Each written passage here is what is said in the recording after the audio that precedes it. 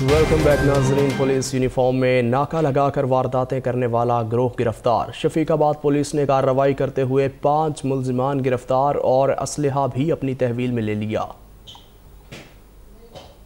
मुल्जिमान police की वर्दियां पहनकर मासूम शहरियों को चेकिंग के बहाने रोककर पुलिस के मुताबिक खुफिया इत्तला पर कार्रवाई करते हुए मुल्जिमान को मौके से गिरफ्तार किया। दौरान वारदात गिरोह का सरगना सब इंस्पेक्टर की जबकि दीगर ने कांस्टेबलान के यूनिफॉर्म पहनते थे। मुल्जिमान के कब्जा से नाजायज असला बरामद कर लिया गया। मुल्जिमान ने चंद रोज कबल शहरी से दौरान चेकिंग रकम छीनी थी।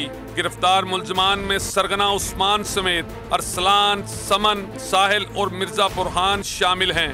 तमाम मुल्जिमान के खिलाफ मुकदमात दर्ज करके तफ्तीश जारी कर दी गई। SP सिटी हफीजुर रहमान बुख्ती ने इंसदाद जराइम के हवाले से बेहतरीन कार्रवाई पर SHO शफीकाबाद मलिक खालिद और उसकी टीम को शाबाश दी। इन्होंने कहा कि शरीफ शहरियों को लूटने वाले किसी रियायत के मुस्तहिक नहीं। कैमरा टीम के साथ मलिक मुश्ताक, 7 न्यूज़, लाहौर।